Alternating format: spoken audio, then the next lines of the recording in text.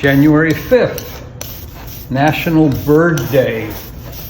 Now we have a cut that the museum ordered in 2018, and it's a cut of a local bird, or at least it's native to this area, called the yellow-billed magpie.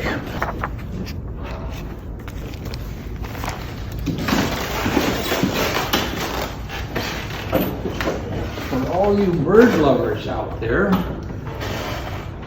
or bird watchers,